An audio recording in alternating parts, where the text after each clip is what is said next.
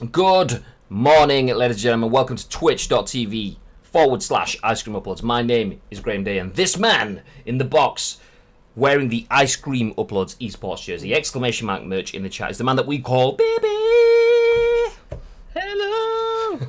Good morning, good morning. Anyway, so obviously me and Babe, we are part of Team Ice Cream, and in true Ice Cream fashion, this is The Scoop, your daily dose of news from the games industry and beyond. We bring you the biggest, the best, and the breaking news stories from the world of video games live at 10 a.m. on twitch.tv/Ice Cream Uploads. I mean, it's usually 10 a.m. Obviously, we change things around because of COVID at the moment, but if you're here at 10 a.m., then you're probably going to see us. That said, it's like 10:45 today because we had... joyful day. Whenever Streamlabs updates, things just need to be tinkered with, so I've had to uninstall, kill Streamlabs, kill Stream Deck to get everything working. But anyway, we are now live on twitch.tv/Ice Cream Uploads. As mentioned, my name is Graham, this is Bib, and we give you our thoughts and impressions on all of the biggest and best bits of news. And we want your thoughts and impressions on our thoughts and impressions if you are live on Twitch. And that's important because we turn this Twitch stream into a YouTube video, and then again into an audio podcast that goes on iTunes, Spotify, SoundCloud, and Google Play. On-demand viewers get the ability to pause, rewind, drop comments down below, but they don't get to chat live. So that's where it's important. If you are on Twitch, feel free to use your special job. Anyway, so I think that's it for the intro. How's things, babe? More ESO? Oh, he's stuttering. This is going well this morning. There he is, he's back. Yeah, I was saying, how's things, babe? More ESO? Yes, a lot more. Well, I tried to play a lot more ESO yesterday, but they're taking the European servers down for about what felt like an eternity, which was probably about 7 hours that I couldn't play it for yesterday. So the 7 hours gone, but I ended up playing some FIFA with the lads. I've been actually doing a FIFA tournament with my mates, running on tournament, and I got robbed in the last second of the last game last night.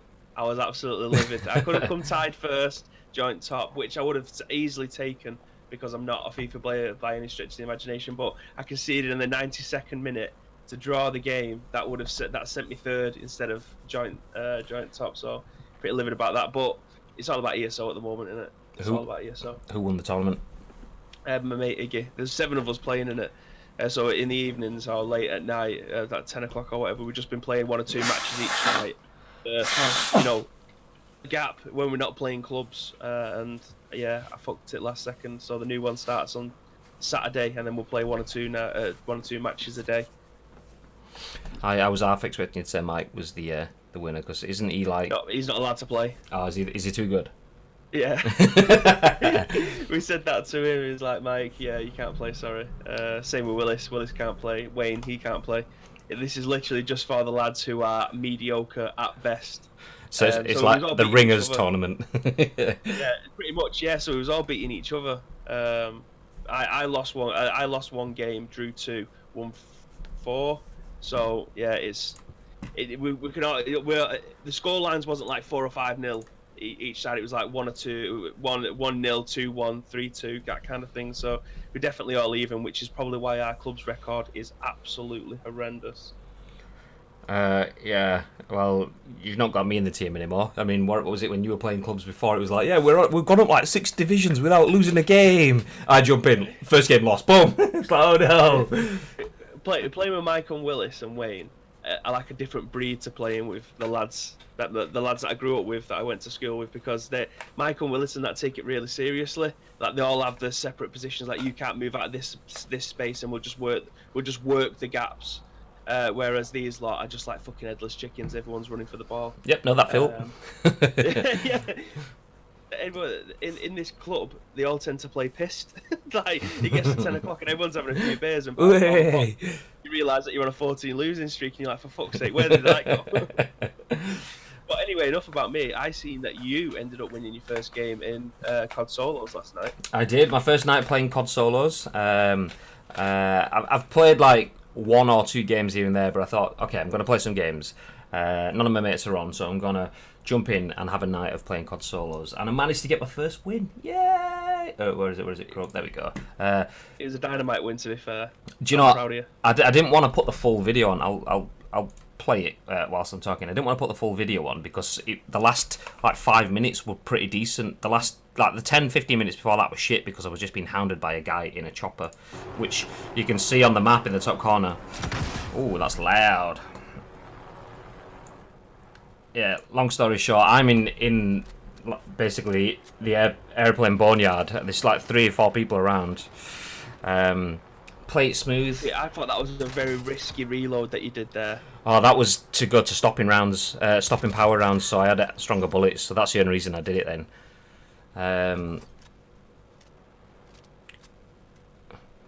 So I'm watching this through the feed on the stream, so it's like 2 or 3 seconds behind.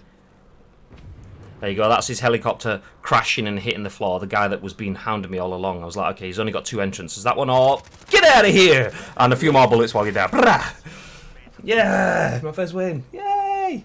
But yeah, anyway, long story short, I was getting into the final circle, and I said, well, final circles, and for about 4-5 circles, whatever it is, there was a guy just sat above me in a chopper. So I had an airstrike that I couldn't call in because the airway is too full or whatever it is. So I couldn't use my airstrike, and this guy was just sat there just following me in. Didn't want to shoot him down because I had an SMG, so it'd take me forever, and I'd give my position up. So I just had to kind of like ignore him, and this guy was just following me around. There was a bit where I was going to jump into a vehicle, but someone had put C4 on it, so I was like, well, I'm not doing that. And it was quite tense, but yeah, that last bit, that bit at the end, I was sat in the plane, used my heartbeat sensor, and realised there was 2 people each side, 1 person above. So I just quit my stopping rounds and went for it. But yeah, it's smart that, because if I was to play the way that you played, I wouldn't end up playing it that way. Like I wouldn't have got my heartbeat monitor out. I wouldn't have changed to bullet piercing armor, bullets, whatever it was. I would have literally just seen someone running and I would have hounded them. I haven't got that mentality to sit and wait for the game to play out and wait for it to be in my favour. I'm far too aggressive in games like that. Oh yeah, when you get to that point in particular, you've got to use all the information. You've got to see how many people are alive, figure out where people are, figure out where your choke points are. So that's what I did a heartbeat sensor on. Knew there's a guy in this part of the plane. Knew there's a guy in this part of the plane. I'm sat over here, and then there's one up in the air. So it was a case of, okay, stopping power rounds, let's go for it. And then they started attacking each other. So I thought, well, this just gets easier now. David says, just in case you didn't know, you weren't muted blowing your nose. Fuck! Apologies for all the snot. That's part of the issue we've been having with Streamlabs. Okay, can you let me know, with Stream Deck should I say, let me know if this mutes. Okay, I'm talking now unmuted, and I'm talking now muted. Did that mute, or can you hear me? I can hear you both sides. Yeah, you can, because you got the Discord feed. But yeah, hopefully that muted for you guys. Could hear both. So your stream deck's shagged again. Yeah, it's just not connecting. Either that or these guys are trolling. I don't know. You never know with Twitch chat. Nah, it's three people. Can't see it. Dr. Dingus says, grats. He came across many players with akimbo revolvers yet. It's the new meta two shot kills gun. That was very much like, remember akimbo shotguns? Was it Modern Warfare 2? Or was it the original Modern Warfare? We had akimbo shotguns and it's just blatant. No, I think it was Modern Warfare 2. Code. Yeah, it was not muted, you doughball. Yeah, I've just checked it as well. I watched the filter. It's not killing it. So, well, I apologise for giving you all the snot, but you've got to get loads more of it, so get used to it. It's what it is. Yeah. Anyway, good morning, ads. Dropping the emote that sounds a little bit like... Hello. There we go, yes. Dr. Dingus, good morning. You came across many players with akimbo revolvers yet? I actually haven't. Nor akimbo shotguns either. I haven't had either of those yet. But I haven't played that much of it myself. I'm still pretty new to it. Jack Frog just made a video on it, so you can imagine how popular it'll become. Yeah, probably. The revolvers use shotgun ammo as a perk, which is why it's so... What, just like... Bang, bang, bang, bang, bang! 6-shot shotguns. Damn! Yeah, no, I've not had that, thankfully. Although, my internet... I swear, Sky are the worst company in the world for the internet, because... For providing internet anyway, because... they've stopped pretty much all customer services and used coronavirus as an excuse to not offer any sort of customer support. We're just too busy. Just basically bugger off and pay us money and don't get any service. And when I play on Wi-Fi now, my internet just goes... and it's fine. So I just basically have to play every game with a wide connection, which is not how my house is set up because we paid stupid money for Wi-Fi. But it is what it is anyway. So yeah, I managed. I've not played too much of it, and when I do die, it could be from an akimbo shotgun. All I see is like a dead. so I don't know.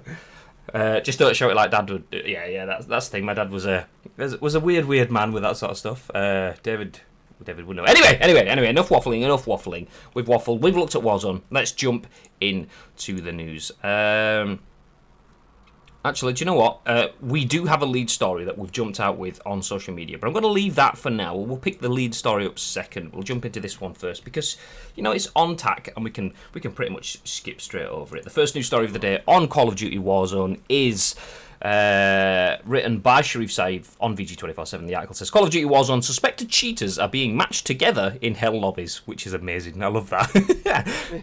The long-awaited Call of Duty Warzone cheating update is here, which, do you know what? Fair play to them. Me and Bib did a news article, did this show on Monday, and we were saying, okay, we'll give them a week to give the update. They gave an update last Monday. We did the show on Monday UK time, which was ahead of American time, and then they said if they've not got something by our show on Wednesday, then they're not sticking to their weekly cycle. But we are here, and they have one, so fair play. Well done, Activision.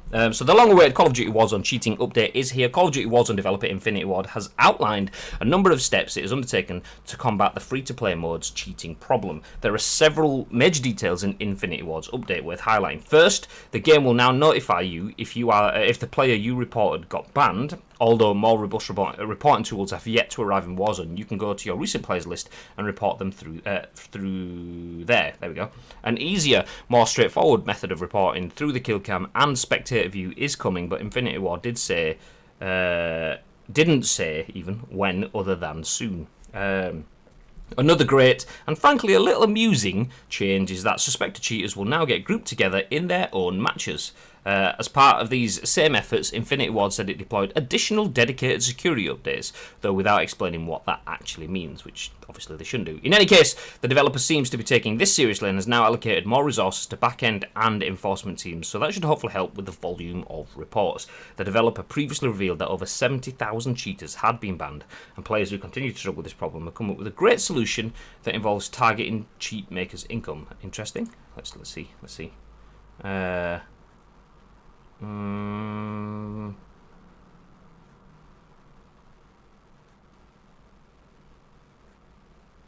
Okay. What is the? Oh, I'm gonna sneeze. Apologies. Jaw. You lot are getting the full experience today. This is what I usually hear. The mic for you lot, so you get the nice clean version, and I usually end up sat here covered in snot. So yeah, you lot are getting the full version today. Whenever the news articles are on, quite often you'll hear me go at the end, thoughts, Bib? What are your thoughts? I mean, there's two reasons for that. Well, three reasons. One, we want Bib's thoughts. Two, it gives me time to change the discussing now slate when we're going to talk at length on screen. And three, it gives me time to blow my nose, and Bibby gets all of the snot in their ears, but you guys don't. So you get it now.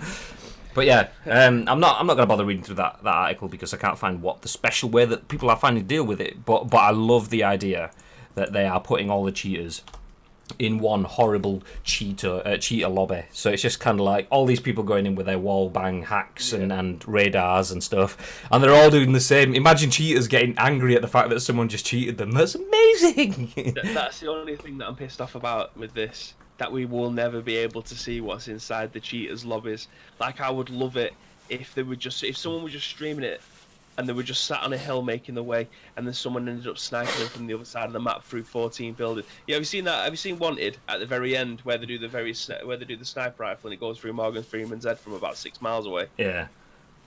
I want to see that, but I want to see that in this game. But it's going through windows, it's going through car windows, it's going through donuts. I want to see it. I want to see the lot. But I want to see their reaction as all this shit goes down, because it would just be glorious. Like, they will be getting more pissed off. Like, they'll be landing and then getting killed straight away because of the hacks that other people are playing. It would just be glorious to see it.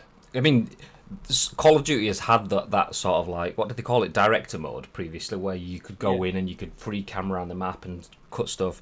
I'd love it if the devs had access to that. So even if it's not a public tool, but the devs can go in and watch the lobbies back and just watch someone, like, snipe, not even like through donuts and stuff like they do on Wanted, but like actually through a wall, through a building, through a car, and hit someone, and then he's walking around like, yeah, and then bang, he gets done as well. It's like, ah, that's what you get. That's what you get. Yes, please, more of that, please, Warzone. More of that, please. Where do we go? Well, it looks like they are taking it serious, which is what everybody wanted. People have been complaining about cheaters for what feels like the longest time now. So yeah, the fact that they've already banned 70,000 cheaters and they're finding alternative ways to group all of these, as Dr. Dinger says in the chat, if there was to put all of the low-repped players into a matchmaking areas and just leave the people who have a good reputation, then that's the fairest way. I do actually want to talk about something with you in regards to this, because I've seen a lot of people talking about the matchmaking side of things. So skill-based matchmaking. Where do you sit on that? Sorry, one second. I was just trying to think. Yeah, not working. Fuck. I'm not sure. I in theory, kind of like the idea of skill-based matchmaking on first thoughts, but I do feel that skill-based matchmaking takes away a little bit of the unpredictable fun that you can have with a game. And I'll recycle comments from a streamer called Hambino, who's one of the PUBG guys that I watch. He's an ex-pro, so he's ridiculously good at the game, and he'd win pretty much anything in skill-based matchmaking anyway. But he says for him, skill-based matchmaking takes away the fact that he's going to get shot in the back by a noob who's just sat in a corner and we're going, please don't come into my building. So he gets killed by noobs, but also taking away the skill-based matchmaking from his as a content creator. You kind of enjoy having those noobs around as well, because you can do those like stupid, rather than boom headshot, you can trap them and then C4 them and or just drive at them with a vehicle, jump out of the vehicle and watch the vehicle run them over and stuff like that. That sort of stuff comes with the territory. You get the unpredictable, the amazing content and stuff, and not even just from a streamer perspective. That content, good content, is good. Is good from a viewing standpoint, but it's good from an experiencing standpoint. If you play through those moments, you'll be still talking about that 10 years down the line. Oh, do you remember that time when blah blah blah? Whereas if you put it skill-based matchmaking, you get so far and all of that stuff just disappears, and it becomes monotonous where everyone's at a high threshold, and it kind of, everyone plays the same. There's metas evolve, and I'm not sure. I mean, it's good on one side and it's bad on the other. I think I probably prefer no skill-based matchmaking if I'm honest for myself with that in mind. What about you? I'm torn, but I feel like I'm gonna give a very shit take here. I think more often than not, I think the skill-based matchmaking only benefits the people who are not so good at the game. I'm not particularly great at online games, so if I go into a match, I know that I'm going to be playing someone who's on a level pegging with me, and I've got probably a 50-50 chance of winning the game. Whereas, like in PES, for instance, if I go I'm in the intermediate bracket now, but if I go into the expert one, chances are I'm going to be going right back into the intermediate one again because I'm that bad. It's a weird situation. I watched like a little documentary, so shall we say, yesterday on YouTube from JCC, the guy who does the pro club stuff for FIFA, and he was hell-bent on the fact that skill-based matchmaking has ruined most games, including FIFA, because the introduction of weekend league means that people want to win every single game at all costs. I understand that. He says esports has ruined most games, and do you know what? I can potentially understand that, because no one goes into the game expecting anything less than a loss, anything less than a win, sorry. But when you lose, that's when you start to become outraged, because in your head, when you go into the game, you want to beat that person. You don't go into a game thinking that you're going to lose that game. So your mentality of online gaming is always, I want to win. There's no other way of going into a game. Why would you want to go online and play it? People say they go online to enjoy games. Well, if that was the case, you'd probably want to go online and play with your friends rather than playing against other people. You play online because you want to be competitive. So I understand sort of both sides of the coin, but the skill-based matchmaking, for me, as a gamer who wants to play against someone who's level pegging with me. Fair enough. It's good to wail on the people who are even shitter than you. If you end up beating someone at 6-0, then you feel good about yourself. But if you end up winning the game maybe 1-0, and it was a tough game, that for me, my opinion, is a lot better than beating someone 6-0. Fair enough, the game may be done by 3-0, and they're just knocking the ball about. But if I want to go online, I want to have. Yeah, it's weird because I was going to say an enjoyable experience, but if you're having a really tough game and then someone's winning at all costs, that then forces your mentality to win at all costs as well. But it's a weird. I'm for skill-based matchmaking for me personally because it means that my experience going into a game is probably going to be a little different from somebody else. But for me, I'm in favour of it. I just think I just think the people who don't want the skill-based matchmaking, and I understand why they don't want it, because they want to be able to entertain. If they have to concentrate on the game 24/7, then it may become a bit tedious. But for me, it feels like the people who want the skill-based matchmaking removed potentially want to be able to rack up a few wins against people who are shitter than them and don't want to come up against people who are level pegging or better than them. It's quite difficult, isn't it? Because you've got that side of it, but then the same way, you can play games online for enjoyment and want to win. The two things aren't mutually exclusive as well. So, like, take football games, for example. You might want to play a football game, and you might want to play a football game against someone else that has skills, that's not an absolute derp, and you don't want the 6-0. You'd rather have the one. I mean, most people would take the 1-0 hard-fought, earned victory than a walk in the park. But if you then go into that, and let's use PES for example, talking about football, it's the only football game I really know. So you start off, they pass the ball back, one of their centre forwards goes run up the pitch. You know instantly he's doing a kick-off sort of 1-2. Basically, you tell your first guy to leg it through the field, and if you play the pass at the right time and you're not covering the run, the ball will just go straight over, and it's a cheap, easy goal. So playing competitively doesn't necessarily mean that you're playing against the best of the best all the time either. You're playing against the people that need to win. So and that, I think that's my trade-off. Is that probably annoys me more than anything else? Because, like, say if you play your game and you've got that hard-fought 1-0 win under your belt, boom, you play another one, hard game with 3-0 win, boom, I'm flying. Next game, and you've just got Captain Sweatfest, and you say you go 2-0 up, you think you're flying, and you get done over by a couple of glitch bug exploits or whatever, and you lose 3-2. I'd be like, that's just pissing all over what's happening before it kind of upsets the system. And I think that's the dirty side of skill-based matchmaking. There's no bad side to it. I mean, there is bad sides to it, but it's not purely a bad thing at all. Skill-based matchmaking is good from a competitive standpoint, but I think that's where you I like the idea of playing friendlies and then playing ranked content. So you've got the option of one lobby or the other. Because if you do a few friendlies and you're like, okay, I'm literally just smashing noobs here, and then you go into skill-based matchmaking and you get absolutely sweated, you can go, okay, well, I'll go back and smash moobs and get my mind off it, and then go back. I said smash moobs. That's man boobs. But that's the thing, though, isn't it? Like, if you are a streamer, obviously you want to win every single game. You want to entertain the people who are watching you. But there's a difference between entertaining and taking it seriously in a competitive mode. So I do agree with what JCC was saying about the weekend league potentially ruining the online esports side of FIFA, because what else is there to do?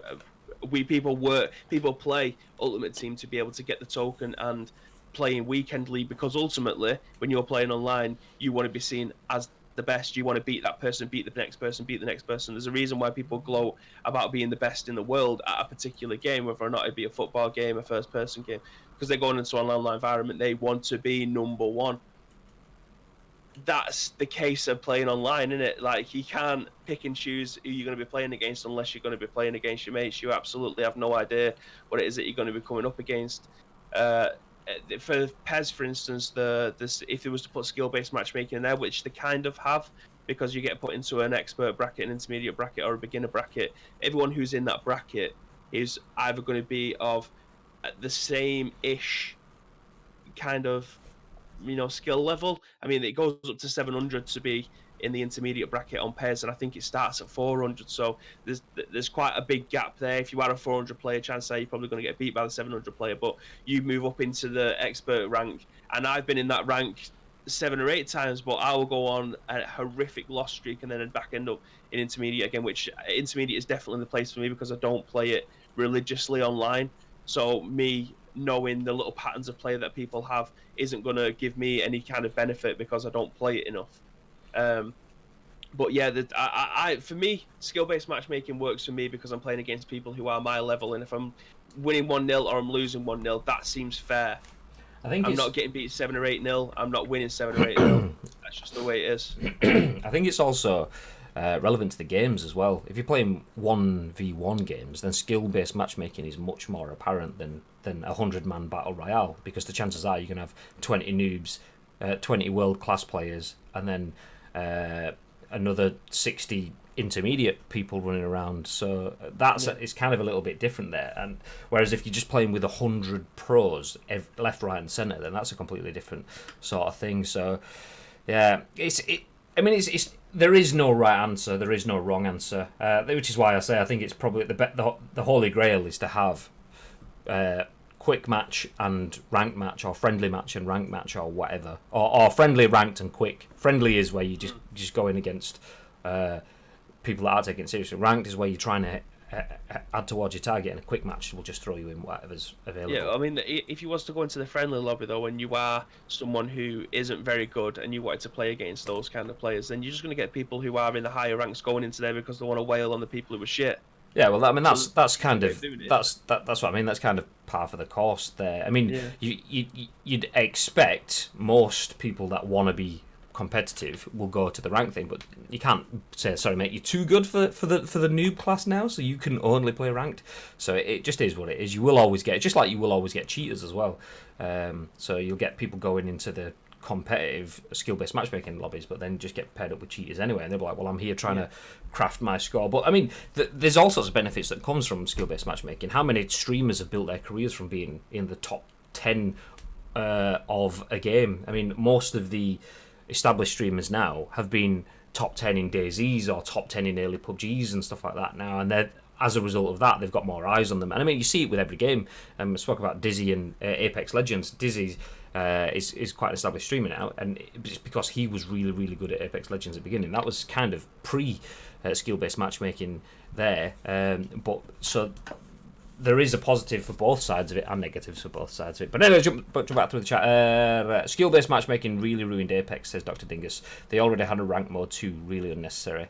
Morning, Enix. Do you know what, in my Warzone win last night, I killed someone called Enix-Games, and I had to check to see what your PSN was just in case it was you, because if it was, I'd have been like, I win that game. Anyway, to be fair, I enjoy playing games more than doing anything with randoms now. Skill-based matchmaking just allows people to manipulate who they go against. Unfortunately, it means you go against people throwing games to then go against people who are bad to make themselves look good. Example, in League of Legends, I'm in Iron 3, which is the worst league. It's impossible to get out because people just throw games to get to Iron 4. Thank you very much for the follow, Lalang. Is that, am I pronouncing that? But thank you very much for the follow. Good morning, welcome to the stream. It's unfortunate too where your lobby will be matched to the highest skill member of the group. It's more fair for solos, but dragging your casual friends into a much higher skill group is no fun for them at all. The flip side of that is having 3 noobs and then getting Shroud on your team and then going into a lobby full of noobs. Shroud's going to be like, this is so easy, and everyone in the lobby's going to be like, I didn't even see him. I was too busy trying to figure out which one was the W key. Dead. Why is bad skill-based matchmaking entering casual modes happens in Halo all the time. But yeah. Anyway, let's move on. That was only something we were going to gloss over, but you know, we got into a bit of a chat about Subbamamam. The main story of the day, though, was this one. You will have seen it in the tweet, and that is that Death Stranding's PC release has been delayed to July due to a temporary studio closure. This is written by Emma Kent for Eurogaming. The article says, following delays to games such as The Last of Us Part 2 and Iron Man VR, the latest title to be affected by the coronavirus lockdown is Death Stranding, with the game's PC version pushed back to July. Originally scheduled for release on the 2nd of June, the PC version will now launch on Steam and the Epic's Game Store on the 14th of July. Kojima Productions explained the delay was caused by the temporary closure of the studio and that more development time was required thanks to work-from-home orders. embedded tweet there, which I'll just skip past because usually it's in the article anyway. A delay of 6 weeks is entirely reasonable given the difficulties presented by the coronavirus lockdown situation, and hopefully this will give the development team some much needed time to finish things off. If you want a preview of what to expect from the PC port, make sure to check out Richard Ledbetter's exploration of how the game could run on PC. Oh, and you can also look forward to some Half-Life headcrab hats when the PC version does arrive. Nice bit of shoehorning of old articles in there. GG, guys. Thoughts, babe? It's inevitable. If we've used it as a placeholder, but if Last of Us is definitely getting postponed, then you can expect other games around that time to also be postponed as well. So yeah, Nope, nobody else got the July snot then, 14th. by the way. That was just you. I fixed it. Back to right, solo fair bib snot. So yeah, July 14th isn't a million miles away. 6 weeks again isn't a long time. Well, it is for some people if you're driving yourself crazy being inside your house. But 6 weeks, I mean, it's fine. It was inevitable, but yeah, that's cool. Just waiting for my text input to catch up with itself. There we go. Death Stranding PC release DELAYE. Okay, it's not working. What are your thoughts? And we're now visible. There we go. Finally.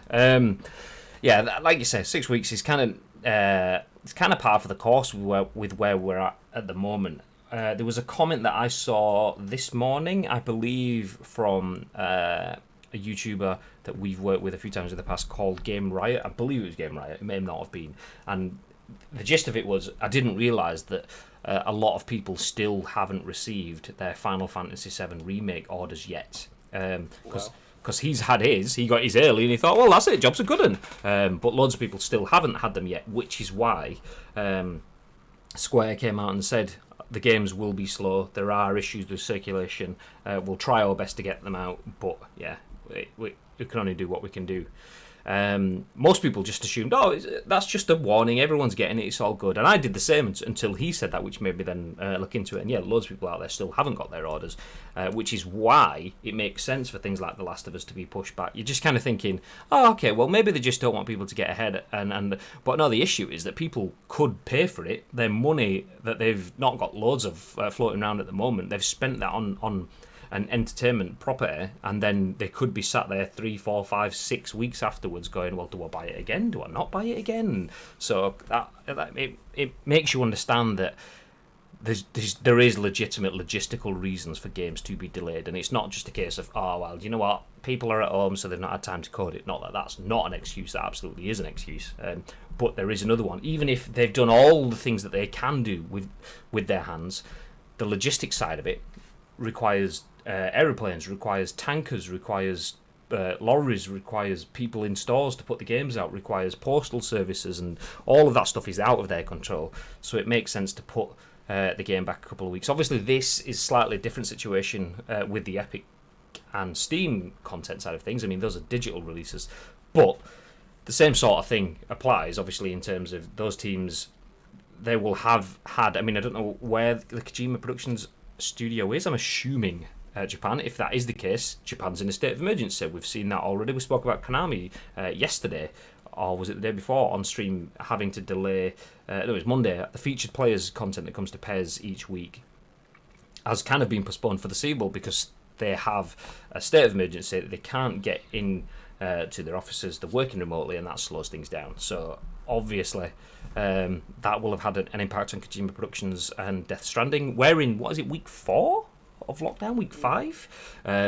So if you think about it, if they're only 6 weeks delayed, then they're kind of on par-ish, because I mean, they will have had disruptions to networks. They won't have been able to attend events. Their marketing things will have been put back. They'll probably start to have people in and out of offices and things as well. So 6 weeks is pretty admirable, I'd say, with everything considered, with how serious the pandemic is. I mean, obviously it's a pandemic. It is by definition serious. So yeah, fair play to them. As the hashtag says in the Kojima Productions tweet, keep on keeping on. I mean, that's all they can do, and that's all we can do. Just find something else to do for 6 weeks more. Let's play more Stare at Wall game. Yeah. Or you can just join me in getting those dubs in Warzone, whatever. That's just what I do. It's just what I do. Dubs. Dubby dubs. I wonder what would be worse for the stream, sneezing / snot or one of Nana's smelly coughs. We don't talk about that. NXPVP says Death Stranding wasn't that bad, to be honest. I forget about Death Stranding. I still have Death Stranding sat there waiting. Like all of the other games in the world. It just got bumped because Bibby gave me Resi 2, so that jumped ahead of it in the queue. Yeah. And I enjoyed that. But anyway, let's move forward. Speaking about Epic Store, we mentioned there that Death Stranding will be coming to the Epic Store, but not until, what was it, like the 14th of July or something like that? Something that has taken a lot longer than 6 weeks to get to the Epic Store, but looks like it is on the way now, is Fortnite, as Epic relents and puts Fortnite on Google Play. Let's say Epic Store. I mean Epic in general, not the store. But yes, anyway. Tedious link, we got there eventually. Epic relents and puts Fortnite on Google Play. Company says it took 18 months to realise Google puts apps from outside its own Android storefront at a disadvantage. Okay, company says it took 18 months to realise Google put apps from outside its own Android storefront at a disadvantage. Okay, there we go. Ads, thank you very much for the host. Good to see you still here. Steve Frosty. Yes. Back to this article then, written by Brendan Sinclair for GamesIndustry.biz. It says, some 18 months after releasing the Android version of Fortnite, Epic Games has put the game on the operating system's primary storefront. Oh, we never changed the raid noise yesterday. We still have this. Drake, thank you very much for the raid. Is that like 3 days in a row now? You lad. Thank you very much. Much appreciated. What have you been? Have you been playing or have you been creative on your streams again?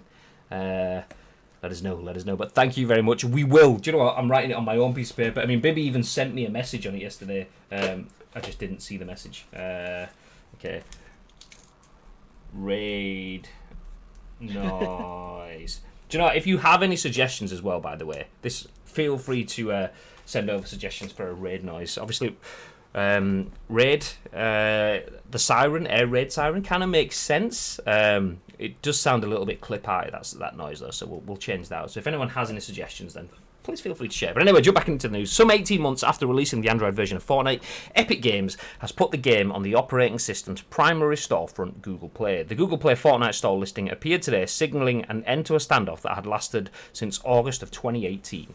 At the time, Epic Games CEO Tim Sweeney told GI.biz that Fortnite would be bypassing Google Play so the company could have a direct relationship with its customers and to avoid the storefront's disproportionate 30% cut of app revenues. In explaining what finally prompted the Google Play debut of Fortnite, Epic told Polygon that it had come to a basic realization after running the version of Fortnite outside the Google Play Store for 18 months.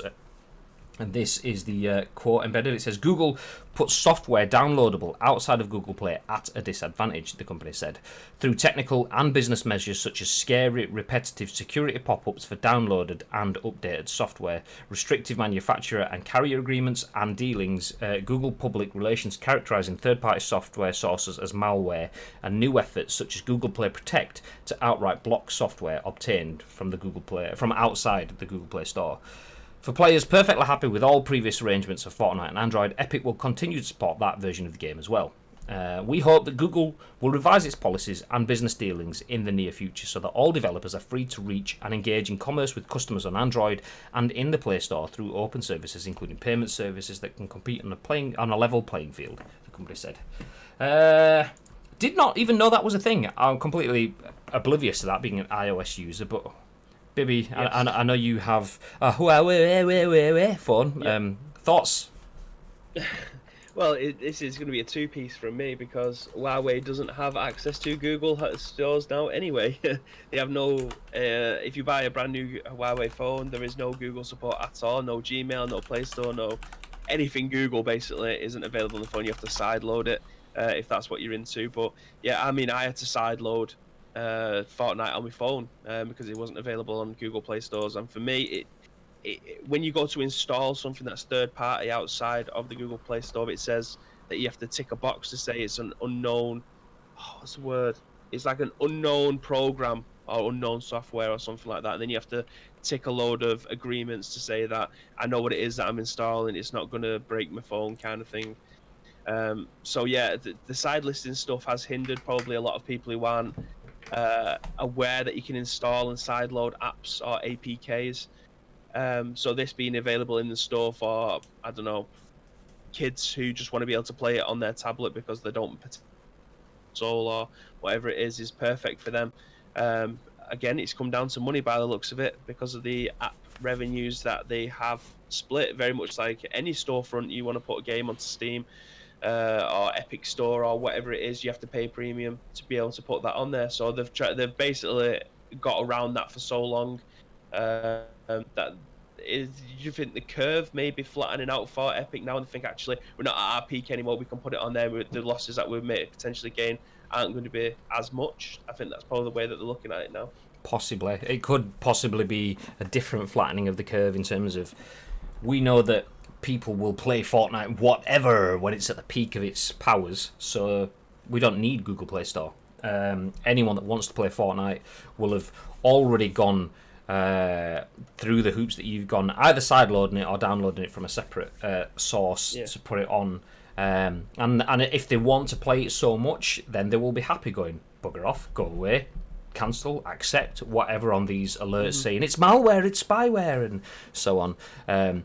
Now they're at the level where they've probably got saturation, and they're probably thinking, okay, well, now we're not going to lose anything. Losing 30% and getting 70% of extra profits is better than getting no percent of extra profits, so we'll take that. So I reckon it's probably a case of that. It does kind of make you realise how shady big organisations can be, though. I mean, I completely get what Google are doing. They're basically saying, this is not from the Google Play Store. We haven't personally verified and vetted this software that you're putting on. Are you sure? You should be able to then go, yes, and then go, all right, sorry, I'll just thought I'd ask. The job's good. But no, the fact that things keep popping up and saying, I mean, I was trying to rush through that bit because allergies, but so yeah, Google puts software downloaded outside of Google Play at a disadvantage through technical and business measures such as scary, repetitive security pop-ups for downloaded and updated software, restrictive manufacturer and carrier agreements and dealings, and Google public relations characterizing third-party software sources as malware. And then new efforts such as Google Play Protect, which outright blocks software obtained outside of the Google Play Store. So first of all, they say they have pop-ups saying it's restrictive. They then classify it as malware, which is malicious software. That's what it is. Yeah. So saying it's not our software is fine. Classifying something as malware is lies. It literally is as simple as that. It's a lie. And then when that doesn't work, blocking it completely. So I understand why Epic have gone to the store, open up a separate revenue stream. Makes perfect sense. But for Google to go out of their way to have pop-ups, then say it's harmful, and then just stop you using it, that's proper shit behaviour. But yeah, I didn't know any of that. Like that really annoys me. There's that. I mean, how about putting that much effort into getting Stadia working? And then rather than stopping people playing stuff from Epic, who are doing a better job at making games than you ever will, probably. Well, from what we can see at this point in time, how about stopping them and stop calling those malicious and stopping their software working? How about make yours work? Don't like that. I don't agree with that. Well, the thing is with the amount of people that come onto the Google Play Store to now potentially download Fortnite, is millions of more people looking at the other apps that are on there. Because don't get it twisted, I imagine it's exactly the same on iOS. The amount of shit that's on the Google Play Store, you know what, the Nintendo Switch is nearly on par with the amount of shit that they're letting on there. Just shitty mobile port games and people who've managed to make a game. I'm not knocking people making games, but when you actively make games that are shit, you know the ones that you get when you're scrolling through Instagram and it'll come up and it's the new best game and it's someone throwing a fucking frisbee. Welcome to the 80s. Yeah, it's just shit, wall-to-wall shit on that Google Play Store, and they've got something that will inevitably make Google a lot of money and then have more people looking at the marketplace on there. Yeah, it's an absolute no-brainer. But maybe potentially they could have brought that split down. I don't know. It's just business practices at the end of the day, isn't it? Yeah, I mean, I don't spend a lot of time on the App Store. I used to do. I used to spend shitloads of time when back in the days of iPhone 3GS. I had I was downloading every football game that came on. I was playing. I want a football game that plays on the go. After some time, realised that mobile games usually, not entirely, but usually are a bit wank, and they never usually live up to expectations. Some absolutely do. Playing PUBG Mobile, it's in some elements, it's better than playing PUBG console. It's like, why doesn't this work on a console? So some games really are good, especially now. I mean, that was like 10 years ago almost that was. But yeah, the storefronts have evolved to the point where they are cash cows. So these companies that are spending money to be on the front page just want to break even, get a little bit of profit, and then the game will die. You'll never hear it again. Apple will go, okay, as long as the game works and isn't going to break the phone, yeah, we'll take your money. That's fine. But then you might get like some trending games. So be it the Angry Birds, or be it the Flappy Birds, or be it other games with the birds. You may have something that takes pride of place on the storefront, or a Pokemon Go, or a Mario Run, or whatever it is going to be at this point in time. Those games will get put at the front, and then very, very rarely you'll find something that just takes off. Then Apple will kind of like go, okay, we're going to put this in our spotlight, and it just like the Amazon homepage, whatever's in the suggested thing is going to get a bajillion clicks compared to not, and it's very polished. Everything that is there for a reason. So for that reason in mind, I don't spend very much time in the App Store now, because I just think I'm not looking at what I want to look at. I'm looking at what is beneficial for Apple to have me look at. I mean, it's a very sort of conspiracy theory way of looking at it, but I don't like being sold to. I like to browse. I like to see my own things, and yeah. Well, Tito's comment there, it just nailed on the head. Most addicting game ever. 99% won't get past level 5. I ignore them immediately. Why don't the advertising standards apply to game adverts? Imagine buying an album where none of the advertised music was included, or a film where a trailer footage wasn't even part of the film. I agree. It is unmonitored shit. Like, it's just the worst games that are on there. Like you said, I don't even go into the Google Play Store that often now anyway. The games that I will download are usually games of another franchise like Football Manager Mobile, or Score Hero, or WWE Supercard, or something like that. I'm not going to download a game that'll probably just sit on my phone for 5 minutes as a toilet game where you're taking a shit and you're going to play something for 3 or 4 minutes. I don't want any of that stuff. It's borderline criminal, the amount of games that are being put on there, and it's just not being vetted whatsoever. It's going to end up like Steam at this point, where it's just mean games. It's going to be like Miniclip or Newgrounds or something like that event soon, and that is the wrong way. The games that should be putting on there should be legitimate games that are being made by, I don't want to say legitimate companies, but indie companies that have a reputation, not the ones that take 2 seconds to maybe able to make and then get put on there. And then just spend £7,000 on advertising to potentially look at this shit game. I'm definitely not the demographic for the games like that. It's definitely for the casual gamers, which I'm not criticising whatsoever, but believe me, for a casual gamer, find a better game than wasting your time on that shit. No, I completely agree, and these are comments coming from the most addictive podcast ever. 99% of people won't even get past story number 3. Scientists are baffled by what's in story number 5 coming up later today. I'm sorry, I apologise. No, I agree.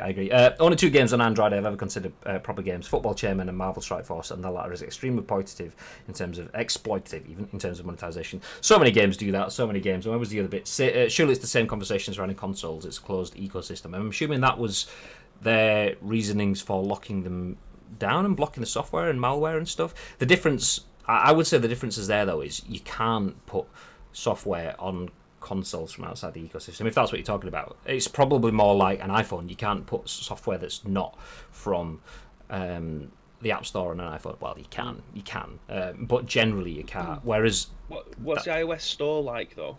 For me, from the outside looking in, who's only ever had an iPhone 3GS many years ago, it felt like I had to jailbreak the phone to be able to get on to get the apps that I wanted, because the iOS is vetted so much. Is that still the same? I wouldn't say so. I would say that there's apps for pretty much everything that I want on my phone. Pretty much. There are probably things there. So like the other day we were talking about what was it? What was that? Format Factory or something like that. Oh no, whatever you used to grab the video clip of my Valorant kill from the Twitch clip. Get them all. So I haven't actually looked for that, but I imagine things like that might not be there. But most stuff is. So I don't have that many issues. Most stuff that I would do for that anyway, I'd do on a PC rather than on a mobile device. But yeah, most of the stuff is there. But that could also be the fact that I've become attuned to figuring out ways around that for 10 years. So I just see it as life. I don't know. Maybe it is. Maybe it isn't. Yeah. iOS the same. It's just more secure. No, I mean like.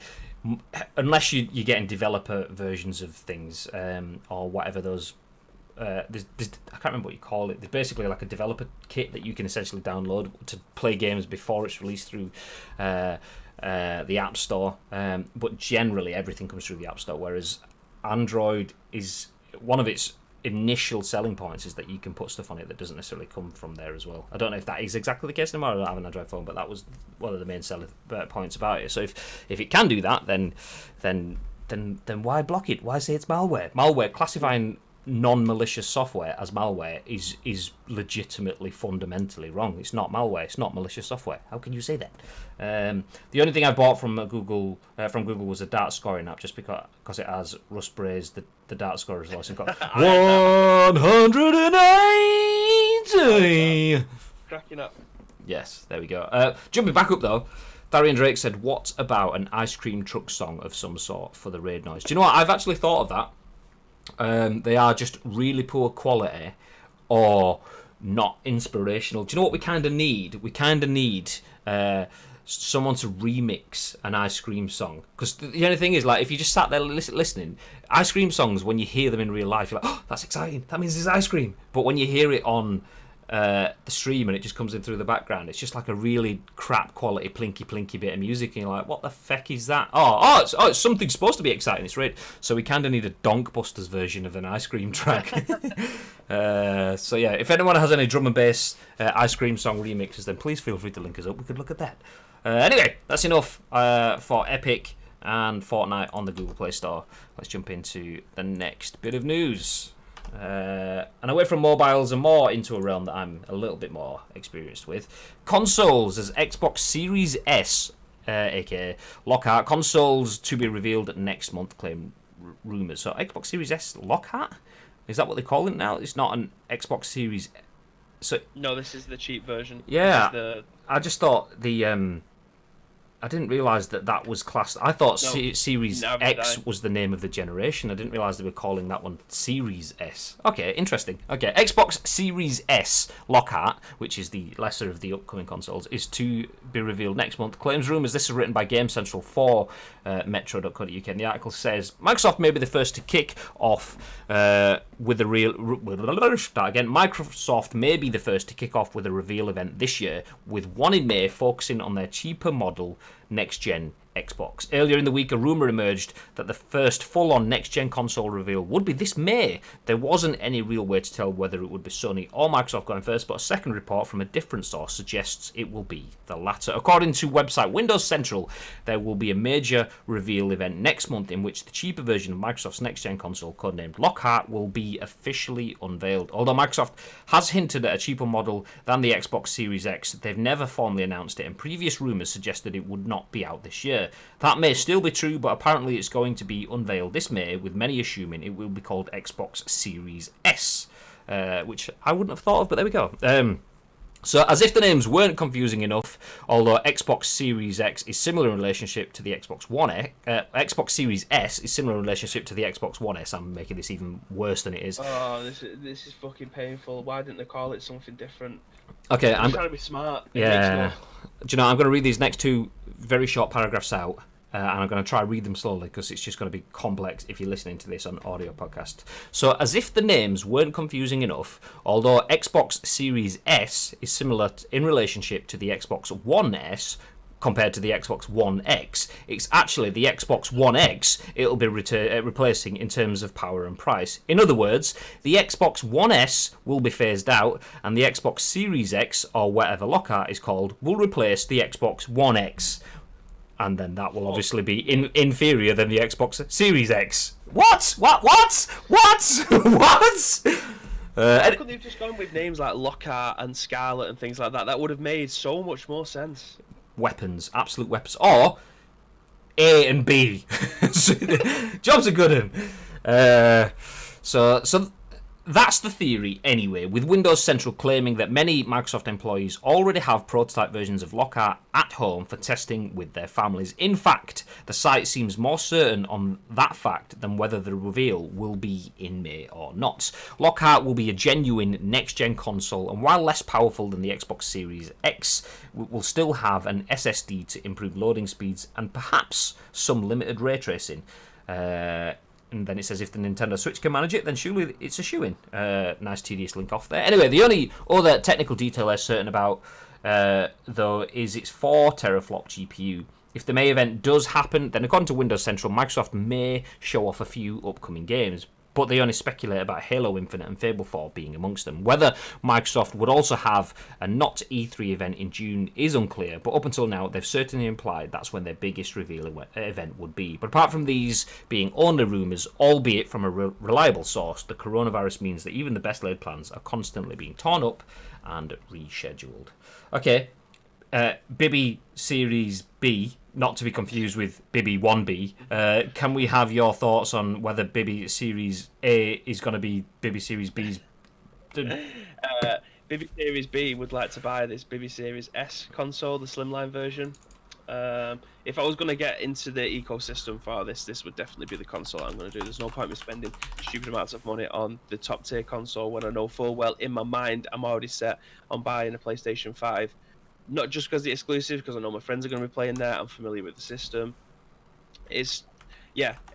Technically, you could call me a Sony fanboy. I'm not going to shout from the rooftops that I'm a Sony fanboy because I do have a keen eye on what this is going to be delivering me, especially if Game Pass is going to be as good and dominant as it has been on the Xbox One currently. So, yeah, I mean, this definitely does give me the eye in terms of this is the one that I want to go for if I was to go into that ecosystem.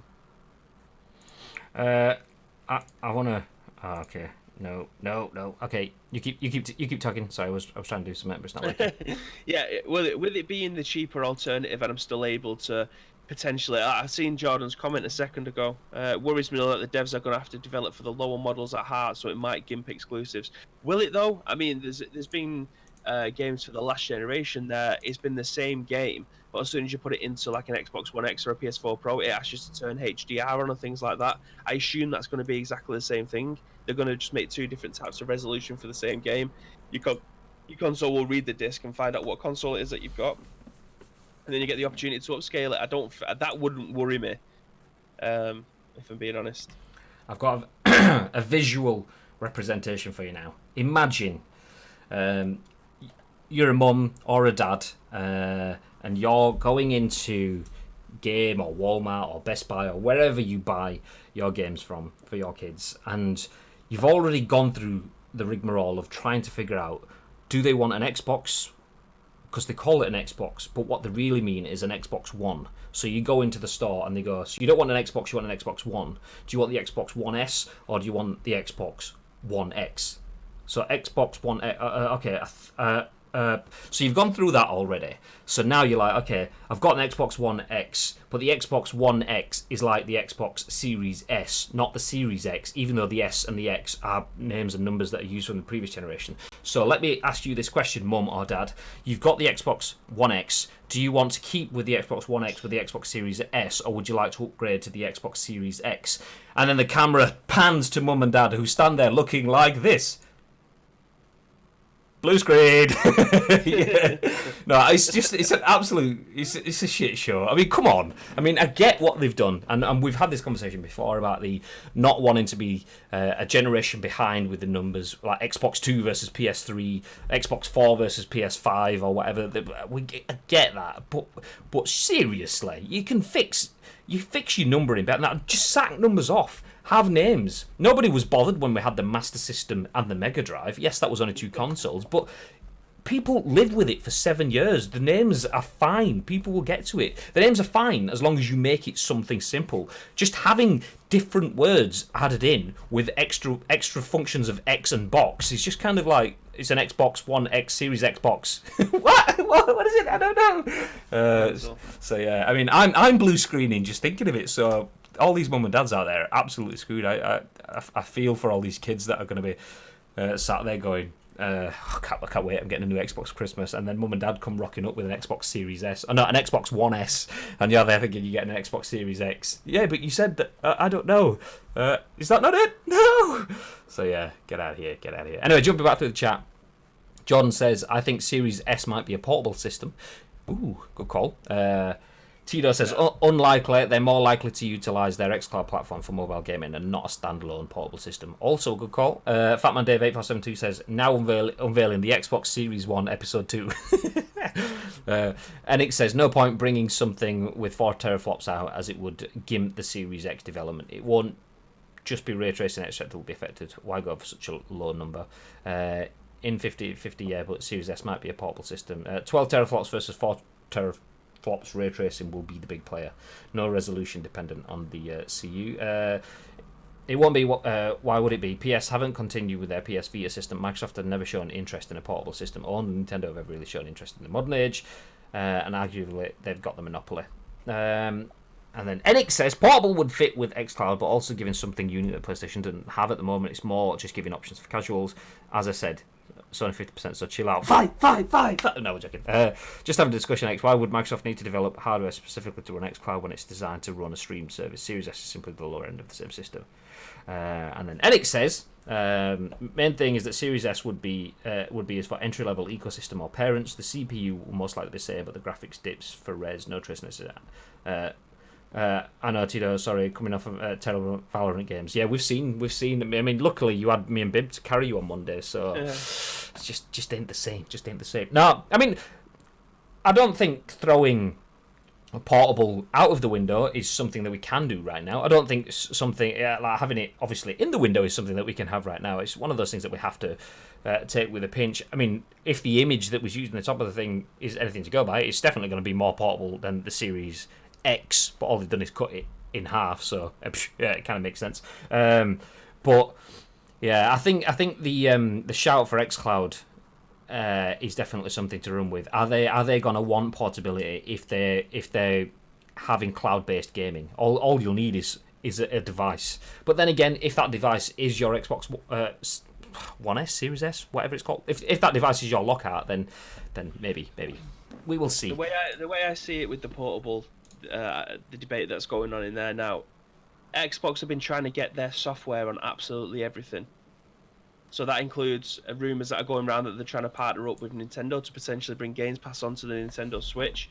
Why would Xbox want to release their own handheld when they've got Project X or xCloud or whatever it is that you want to call it? Why would they want to do that when they've got the capacity to be able to have that on your mobile phone, your tablet, your iPad or whatever? They've got the ability to be able to do that. It doesn't make sense for them to want to bring out, or the rumours of them bringing out, a handheld console to put into the handheld market when they've got a next-gen console for the home coming out, when they're trying to sell their software to everybody else. It kind of defeats the object. They've got the ability. Everybody's got a mobile phone. I'd probably say everyone in the house has maybe a laptop or a tablet. You've got the opportunity to put your software and play your games on those things. That's what Xbox want. They don't want to spend more money creating consoles. Another console to go alongside their home ones to potentially have someone else play their stuff when they've got the ability to play the stuff now. All they need to do is release the app and then gain money that way. For me, it makes no sense for them to want to bring out a handheld console when they've got xCloud already in the mix. It doesn't make sense. Yeah, I definitely don't believe this will be a handheld. Whether it's more portable, or did you mean handheld when you said portable, Jordan? Well, yeah.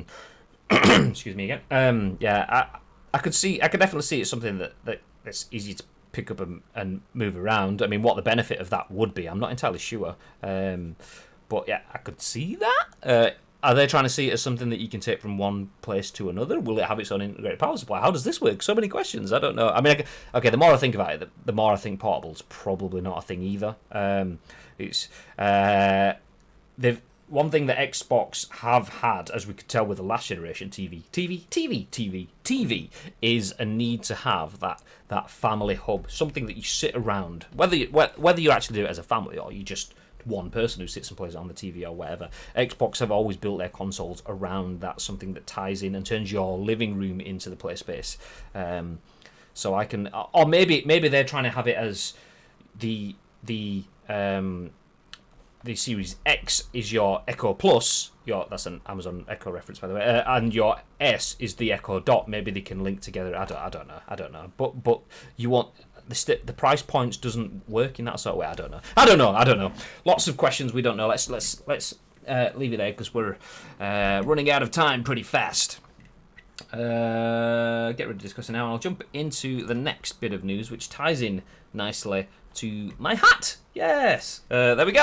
So Vikendi returns to PUBG alongside the new Mosin Nagant sniper rifle. This is written by Sherif Saed for VG247, and it says PUBG's 7th season starts today, and its first patch is already here. As promised, the return of Vikendi highlights the launch of PUBG's Season 7. The first patch in the new Season 7.1, which is 7 gigabytes, is now live on the game's live servers on PC after a week of testing. The all-new Vikendi was previously available part of limited tests with community creators, but anyone can now try out the game on the new tests. Can try it out on the game's test servers. Vikendi has seen a big overhaul to its terrain and landmarks, with 9 running trains being the biggest addition. Many of the snow-covered spots have been replaced with grass and dirt, and a number of the bigger spots have been redesigned with more cover and fewer buildings in certain spots. Dino Park has been expanded into Dino Land, and there's a new cargo depot.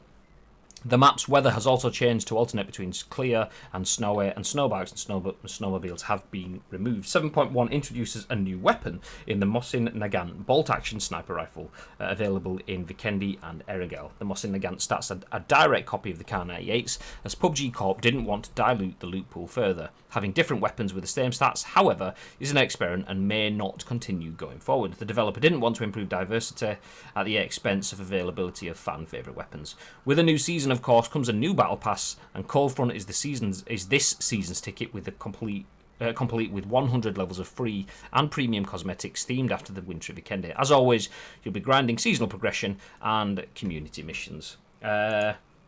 Pretty straightforward. If you're a PUBG player, as I am, then Season 7 content is live on PC, will probably be on consoles in a couple of weeks. And one thing that I did see that isn't in this article, which I kind of thought would have been, is PUBG Corp have clearly had their eyes on Epic, because Epic for a long time have had creator codes. So if you like a specific content creator and you want to buy yourself some V-Bucks for Fortnite, you use code Phantom SFX. I use that because that's whose code I use when I bought some stuff at Christmas. Shout out to Phantom. If you have creators that you're particularly liking in terms of PUBG, that's never been a thing until yesterday, I believe it was announced, and they've just started to sorry, I'll jump back to the comment in a minute. Yeah, yesterday I believe it was announced, so they've rolled out a test with a small sample of people, so that if you want to buy something from PUBG and support your creator, they've now added that in. Seems a bit bizarre. I mean, wait until PUBG has had its massive peak, then wait until it's had a long tail off, to the point where the game is actually not in a particularly great state. I mean, it might be in 7.1, but in the latest updates that I've played, the game's not particularly great right now. So why put creator stuff in now? It almost seems like a shit. How do we get people to come back in and tell them to support their creators? Ta-da! It almost seems a bit late, but there we go.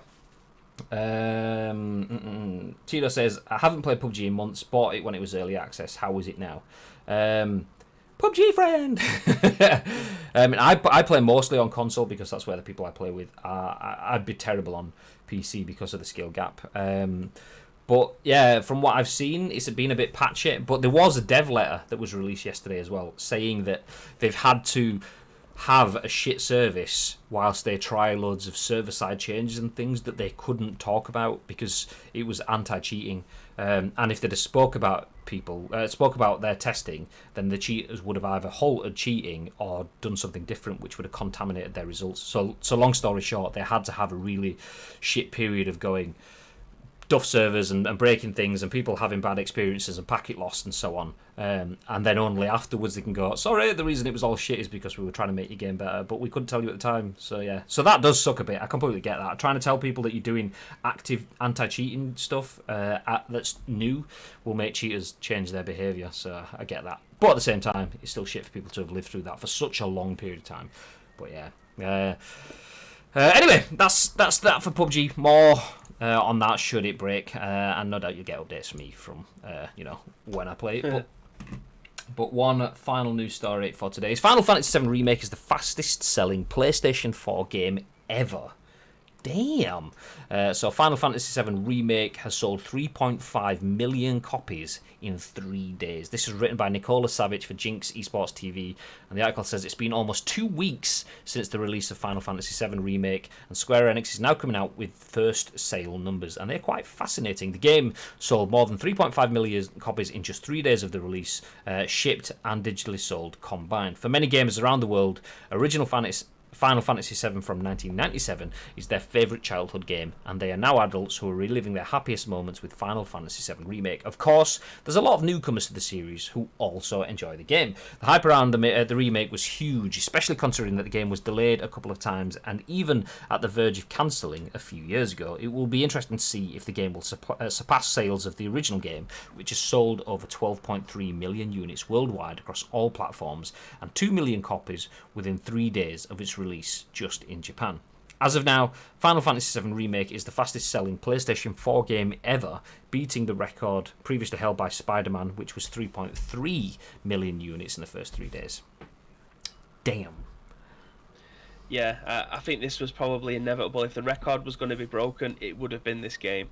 It's I was going to say it was the last big game on the PlayStation 4, but obviously we could potentially still have The Last of Us coming in and Cyberpunk later on in the year. But this has, like it said in the article, been the pinnacle and the console seller, technically, of the PlayStation 1. It was inevitable if it was to remake this game. Those people who... I was 7 when this game came out originally when I played it. I was probably 9 when I played it. I definitely wasn't playing it when I was 7. I still haven't picked this game up, but I will at some point. I'm excited to try and get back into it, but not excited enough to be able to go and try and get it, because like you said, there's some people who still haven't had it who pre-ordered the game. But yeah, it was inevitable that this game would break the record. If there was any game this year to be able to do it, I still don't think Cyberpunk or The Last of Us will come close to these numbers. Yeah. Do you know what? I agree. I don't even think. No, I wanted That's to. an unprecedented amount of copies that have been sold worldwide for a game you could say Final Fantasy is PlayStation. It was the game that blew the N64 out the water. Originally, I think this was meant to be an N64 game, the original Final Fantasy VII, but it was just too big to be able to fit on a cartridge. And imagine if this game had to be condensed to be in a cartridge. I don't think it would have been the global mega superstar that it is now. So yeah, the fact that it was PlayStation 1, the fact that it is now PlayStation 4 speaks volumes about the franchise, and especially Final Fantasy VII. In the chat, Jordan says Final Fantasy was an N64 game. Originally, it definitely didn't come out on the N64. N64 CD. Oh, okay, expansion.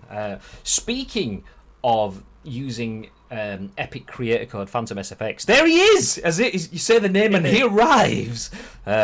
Good morning, or very, very early morning, Phantom. How's things? Talking of global mega superstars, how are you guys doing? See, that's the kind of intro we like. Good morning. Yeah, not too bad. Thanks, mate.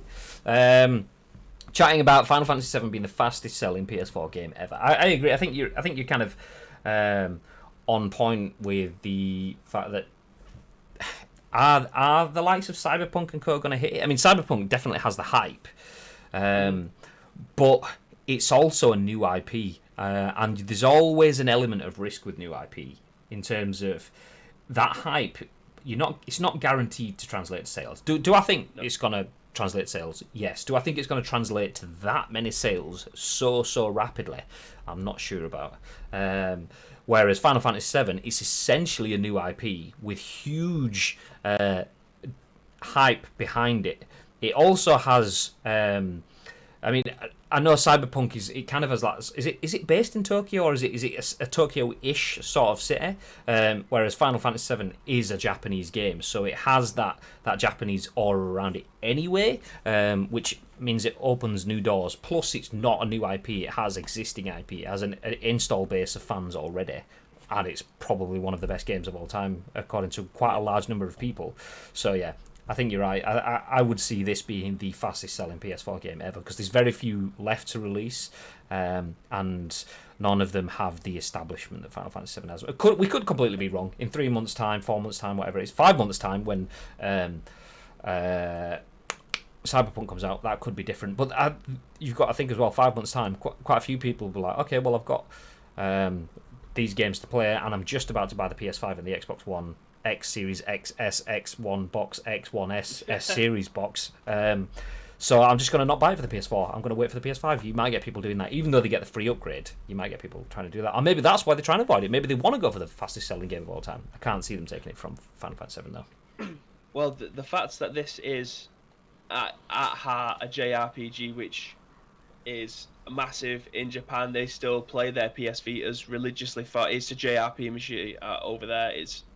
Imagine when this comes out, inevitably.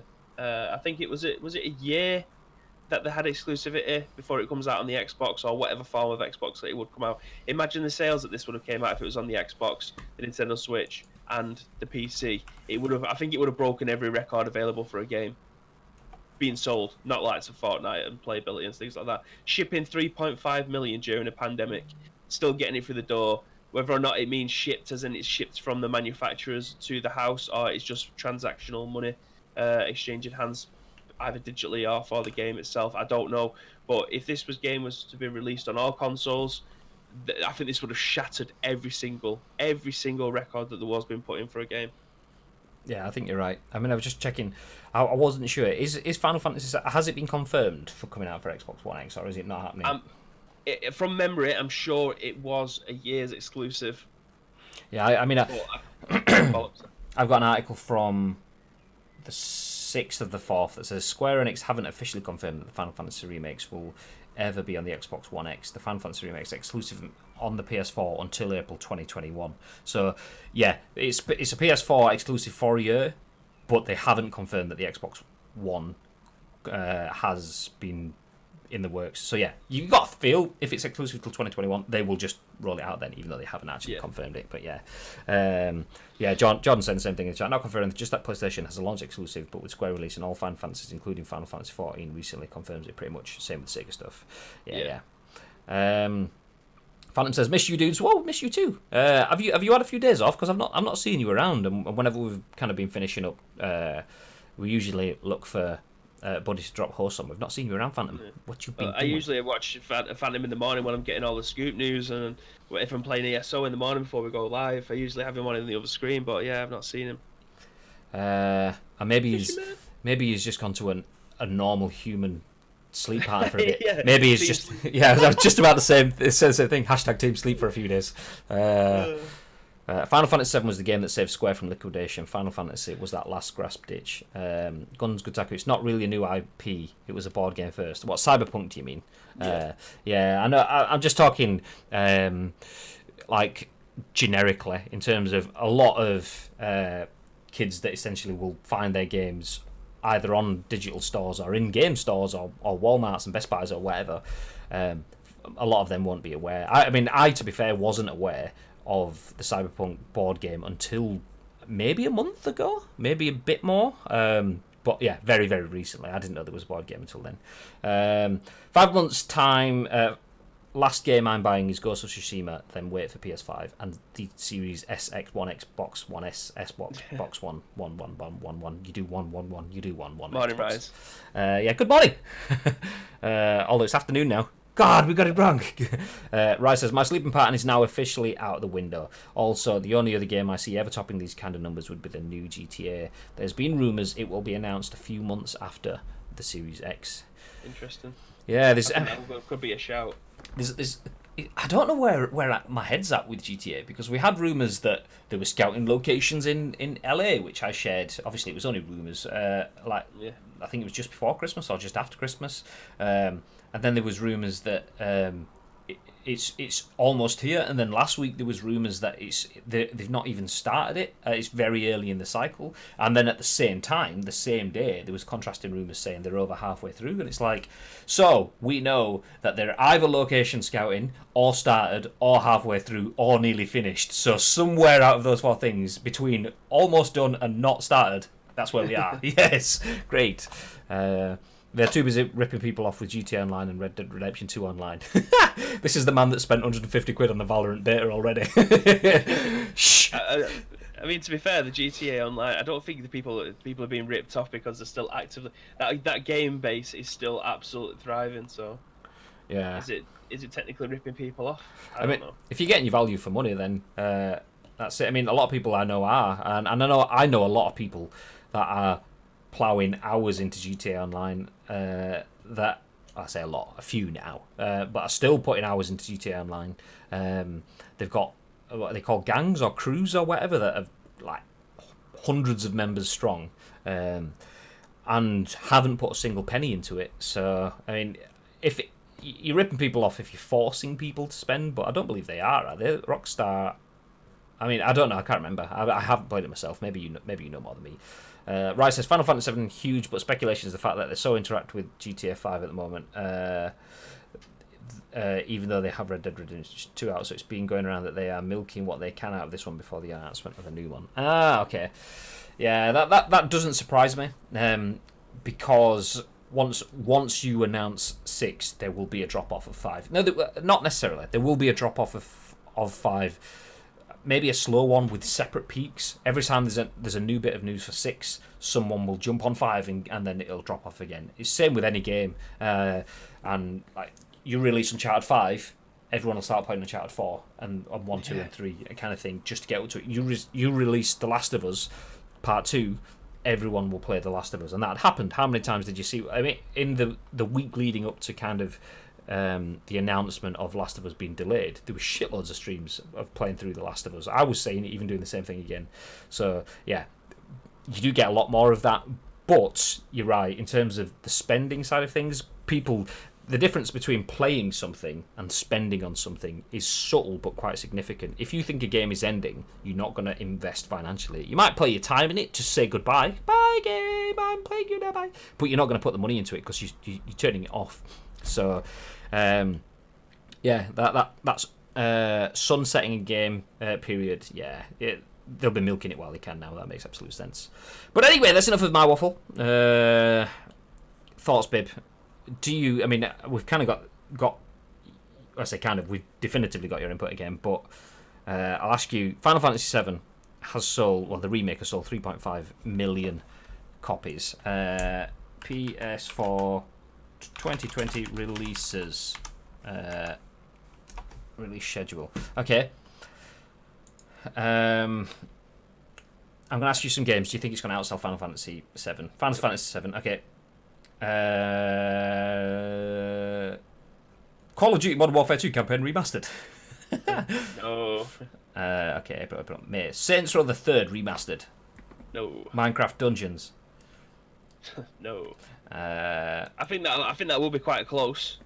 I don't think it'll be 3.5 mil, but I reckon they'll probably do 1.5 with that because it's available on absolutely everything, and Minecraft is still massive. Yeah, I think you're probably right there. Okay, the first one that's a proper serious one that's going to shake the answer and make you think about it.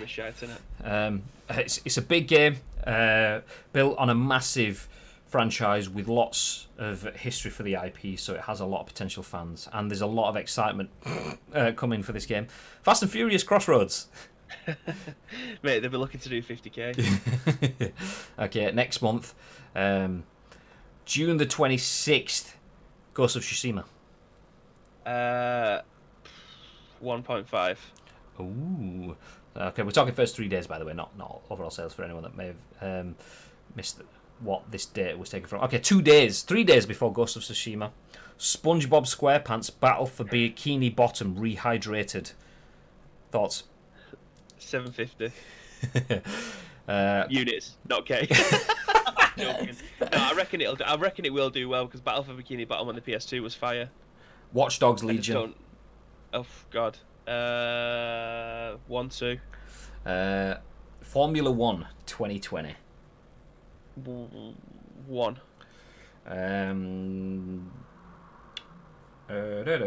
Marvel's Avengers. Ooh, see this one. I think this one might be high. I'm going to say 1.7, 1.8 for this. And then same month, 2 weeks later, Cyberpunk 2077. 2.5. Do you know what? I love looking at lists like this. Basically, I'm looking at pushsquare.com, their list of new PS4 release dates in 2020, and you see loads of stuff that you've never heard of, like Other Side. I mean, it could be decent. I don't know anything about it. But then you see Peaky Blinders, Mastermind. Oh, God, I've seen that. Someone sent me a screenshot last night. How shit is that game? I've never even heard of it. What is it? What is it? I have no idea. He just sent me a screenshot and said, "What do you think of this?" Didn't reply. Beyond Good and Evil. Oh, no, that's 2020 tentative. Beyond Good and Evil 2. I remember seeing the E3. I remember seeing the. Was it E3? There was a video. I think it was E3 last year. Okay, final one then. There's a load of other games coming to PS4 which might be decent. Probably won't sell as well, like Disco Elysium, really good game. Final Fantasy Chronicles and so on. Okay, where was it? This one. This is my last serious question. Captain Tsubasa: Rise of New Champions. Is that football game? It is. That's the anime football game. Do you know what? Over here, I don't think it'll do that well. I wouldn't say over here. I mean, in the West. I think in Japan, I reckon it's going to do really well over there. But people are getting shufty badges over here about it, and for me, it looks absolutely shit. It looks horrific. Like you think that PES and FIFA are run on skates, and it's absolutely scripted, mate. Some of those that look shocking, man. Not for me at all. For those of you that don't know, we'll finish on this one before we wrap things up. This is Captain Tsubasa: Rise of the Champions. This basically football meets anime / RPG. And there we go. Enix in the chat says that game is going to be sick. Love Captain. It's an RPG. Asim. Good morning. Or good afternoon now. Asim says Captain Tsubasa is huge in France, Germany, and the like. Not so much the UK. I'd literally never even heard of this until a few months ago. I think it was Arix. He put a video out with it. And he was like, you're never going to see me playing football on my channel. However, this... it may have been a sponsored placement, I can't remember, but I like this. I like the trailer element. It's just when it gets down to the gameplay. There is absolutely room for an arcade football game, isn't there? And that's what a game like, I don't know, Virtua Soccer or something like that, where you're not going to take it seriously, is needed. I don't think this is the answer. Fair enough, if it's based on an anime, that's cool. I know absolutely nothing about it, but for me, it looks horrendous. This isn't my kind of thing at all. This is baby that will play the crappiest game in the world. Exactly. Do you know what? I think I agree with you. I think I agree. Looking at it, like seeing, I love the video, but then when you see the actual gameplay, there was only a couple of little gameplay bits within that, and I didn't think it looked very strong. So I think you might be right there. But I'm happy enough to eat my words. I think I will maybe try it, or try to anyway. And it says it's a really popular anime. Rise says that sounds sick. You know what? I bet this. Speaking of shit games, I bet this is going to be better than that. Oh, and this is hold it back a bit. Disney Sports Football. I've never even heard of that. Yeah, I told you I get a lot of shit games. Basically, I thought it was going to be like, do you know what? It kind of plays like old school Pro Evo games, but with Disney characters. But there's just no content in the game whatsoever. It's pretty boring and pretty drab. They did loads of them. They did Disney Sports, baseball, Disney Sports, football, and not soccer. Yeah, sorry, this one's a football one. They did American football. They did loads of other ones as well. But yeah, it's just going to be put up there with them kind of games. Shit. But Sega Soccer Slam, that, my friends, is a game and a half. Not the Wii one. I don't like the Wii one. But the one on GameCube was bangers, mate. Look, this looks shocking. How can people want to play this? Do you know what? I mean, it does and it doesn't. It does. Look at that! It's spinning on his hand. Oh, no, I mean the sort of cutscenes taking you away from the gameplay, but it kind of it does and it doesn't. Like, I look at it and I think, oh, it looks like a really crap 3D game. But then you look at it and you're thinking, actually, it's looking 2D, but 3D. So I don't know. I'm undecided. I think if I do play it and I do enjoy it, I think I can see myself only enjoying it for a little bit of time. But there we go. Anyway, that's enough of Captain Tsubasa. That's enough of things for today. June says, I mean, on paper, football meets anime meets RPG. Sounds amazing to me. Nick says Mario Soccer needs to come back. Reminds me of the likes of Sega Soccer Slam. That game when it was sick when you was 360 Luigi scoping volleys from halfway line. OMG, that's based off the cartoon anime I watched when I was younger. It's based off Inazuma 11. I'm going to say yes. I don't know. I don't know why, but it reminds me of Rocket League, but without the cars. There's flashy bits and a ball. Super Mario Strikers was sort of fun from what I tried. Might be a bit like that. I was 11 when I was watching that show. Holy shit, I'm defo getting this game. The nostalgia. Jeez, says Rise. Well, there you go. Unintentionally sold Captain Tsubasa to one viewer at least. Enjoy, Rise. Looks sick. Mario Strikers, Sega Soccer Slam, and FIFA Street. My love for arcade football games. FIFA Street's a banger though, but I'd say this is a completely different element to that. But anyway, if you are going to buy Captain Tsubasa, make sure you use the code Bibby says this game rocks at the checkout, and you'll get absolutely no discounts. There you go. Anyway, that's it for the scoop today. Obviously, my name has been Graham Day, and actually, it has been. It still is. That's kind of how names work. This guy is Bibby, and obviously, we go live at 10 a.m. each and every single weekday. Usually, that does change, and the only way you can be sure to be here when we go live is to hit the follow button, which is kind of up there somewhere. Hit that button, you will get notified when we go live on the channel, so you don't miss an episode of the scoop. You get to watch more things like Captain Tsubasa and hear it absolutely confuse the hell out of Bibby, which is usually it's me that gets confused at new games, but that's the kind of the way it works. But if you like what you see, feel free to hit the follow button. You will be notified. One thing we are going to do is raid someone else after we finish the scoop. So if you do want to stick around for that, very, very much appreciate it. I would like it if you did. But before we do that raid, anything you want to add, Bib? Yes, if you do see any video game news around your favourite social platform, then do feel free to get in contact with us at We've Got Webinio, at Graham_Day, and most importantly, at Ice Cream Uploads. We'll take your thoughts and impressions on the news article, add our thoughts and impressions, and include them in the very next show, which is at what time tomorrow, Graham? 10 a.m. There we go. Probably. No, it's maybe. We are back at 10 a.m. tomorrow. But that's it, ladies and gentlemen. Have yourselves a very lovely day. I've just had a quick look, and I've seen Adam Freeman, a.k.a. Part Welsh, who we've hosted before, is live. So I'm going to drop a host on him. If you can stick around for that, please feel free to say hello. He's a very lovely guy. Community manager for EA Dice and Battlefield. So feel free to say hello. But as Enix and Mr. Bibby have already put in the chat, we have exclusive emotes for when we sign off the show. And well, you can read it for yourself. Have a good day.